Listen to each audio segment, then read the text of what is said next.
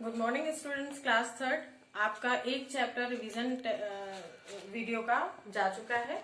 अब ये दूसरा वीडियो है आपका रिवीजन का ही, जो कि आपका जो यूटी 2 में जो सेकंड चैप्टर आना है वो है चैप्टर 10 हमारे राष्ट्रीय त्योहार। आप कर चुके हैं काफी समय पहले, तो एक बार आपको रिवीजन के लिए इसका सार सुना देती हूँ। छोटा सा है।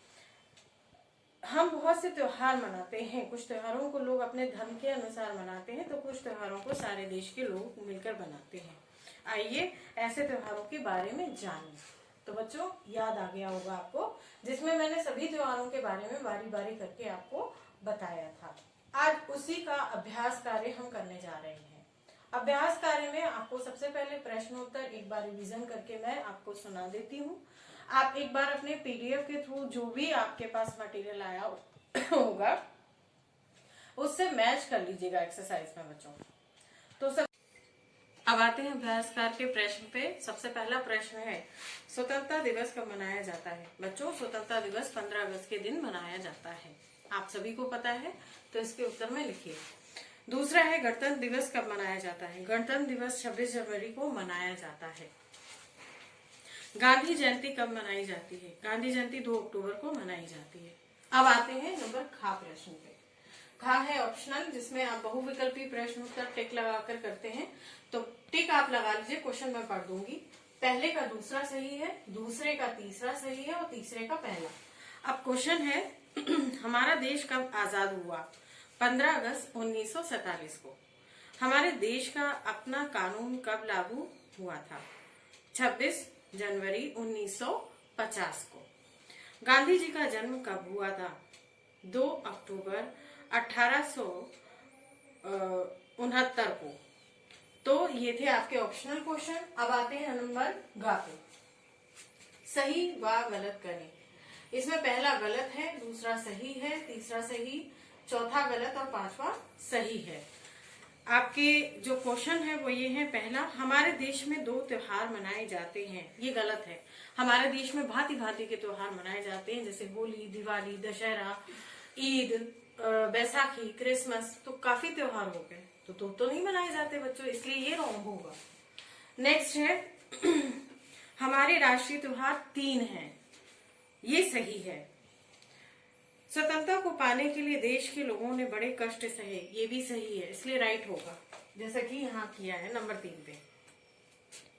और चौथा है, देश के कानून की नजर में सब बराबर नहीं है। ये गलत है, क्योंकि देश के कानून की नजर में सभी लोग बराबर होते हैं। पांचवा है आपका, गांधी जी को लोग बापू कहकर पुकारते थे। ये सही है, तो इसलिए यहाँ पर सही का चिन्ह लगा हुआ है। अब आपके भाषा कौशल में आए तो नंबर का में यहाँ पर दिया है, उदाहरण देखिए और एक वचन बनाइए। तो पहला एग्जाम्पल उदाहरण के तौर पर दिया झांकियां, यानी कि ये बहुवचन है। आपको बहुवचन पढ़ना है और उसको एक वचन में कन्वर्ट करना है। तो मैंने यहाँ कन्वर्ट करके ऑलरेडी लिख दिया है, आप आंसर इसमें से देखकर कर सकते हैं। पहला एग्जाम्पल था इसलिए नहीं किया, दूसरा नंबर किया है। इसमें दूसरा नंबर नौकरानियां, तो हो जाएगा नौकर, सॉरी नौकरियां तो हो जाएगा नौकरी, और स्त्रियां तो हो जाएगा स्त्री, लकड़ियां तो हो जाएगा लकड़ी, नालियां तो हो जाएगा नाली, और भाभियां तो हो जाएगा आपका भाभी। अब आते हैं नंबर खा पर, समझो और लिखो। इसमें एग्जाम्पल जो दिया है वो है छोटा बड़ा, तो इसमें और लगाकर लिखा है ना, इसलिए एक एग्जाम्पल दिया है, सब में और लगाकर उसको कंप्लीट करना है, छोटा और बड़ा। दूसरा है अमीर, तो हो जाएगा अमीर और गरीब। तीसरा है शिक्षित अशिक्षित, तो हो जाएगा शिक्षित और अशिक्षित। इसी प्रकार पढ़ा लिखा का हो जाएगा पढ़ा और लिखा। व्यक्ति क्या होता है? पढ़ा और लिखा या अनपढ़, दो में से एक ही बातें होती है। तो इस प्रकार से शब्द को लिखना। अब है आपका अंतिम, इसमें नीचे दिए गए शब्दों से वाक्य बनाओ। वाक्य बच्चों आपके लिए नई चीज है, क्योंकि आप 3rd क्लास के बच्चे हो, बाकी 4th, 5th, 6th तक आते आते आपको सेंटेंस मेक करना अच्छे से आ जाएगा। अभी भी यदि आपको सेंटेंस बनाने नहीं आ रहे हैं तो 2 बातों का ध्यान रखिए। पहला, जो भी शब्द आपको दिए जाते हैं वो ध्यान रखिए कि वो शुरुआत में, अंत में या बीच में वो शब्द आना चाहिए, और उस शब्द का वाक्य में आने के बाद एक और मायने निकलना चाहिए, वो होता है सार्थक शब्द बने कि नहीं। यानी वो पूरी सेंटेंस, वो पूरी लाइन जो आपने बनाई है, वो वाक्य पूरा सार्थक है कि नहीं, सुनने में सही लग रहा है कि नहीं, तब आप सही वाक्य बना सकते हैं। जैसे कि इसमें मैं बताती हूँ, पहले में जो शब्द दिया है वो है उत्साह। तो उत्साह शब्द बीच में कहीं ना कहीं आया है, देखिए आया है ना बच्चों। और उसके अलावा इसका पूरा अर्थ भी निकल रहा है। क्या, पढ़ के बताती हूँ। सभी धर्म के लोग त्योहार उत्साह से मनाते हैं। आपके चैप्टर से रिलेटेड ही है और चैप्टर के अंदर ही है, आपको कहीं ढूंढने की जरूरत नहीं है, आपको बुक के अंदर ही सेंटेंस बना हुआ मिल जाएगा। नेक्स्ट है आपका शब्द शिकार।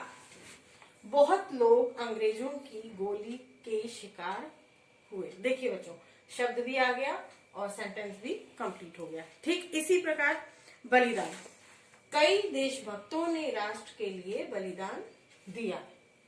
चौथा है आपका शब्द राजधानी। राजधानी दिल्ली में लाल किले पर झंडा फहराया गया। और इसके बाद है आपका अहिंसा। अहिंसा धर्म किसने अपनाया था? बापूजी ने। तो उनके बारे में भी इसमें बताया गया। तो हमने सेंटेंस बनाया, बापूजी सदैव अहिंसा के पुजारी थे। अहिंसा का भी अर्थ मैं आपको बता दूं, अहिंसा यानी मारने के उसमें नहीं रहते थे, फेवर में, कि किसी को मारना नहीं है। अगर कोई मार रहा है उसे सहन कर लो, पर हाथ नहीं उठाना है। ये बापूजी का अहिंसा धर्म था। तो बच्चों, उम्मीद करती हूँ आपको ये पाठ समझ में आया होगा। एक बार मेरे कहने पर इस पाठ का रिवीजन करिएगा, अभ्यास कार्य करिएगा और चैप्टर को एक बार रीड अच्छे से कर लीजिएगा। थैंक यू बच्चों।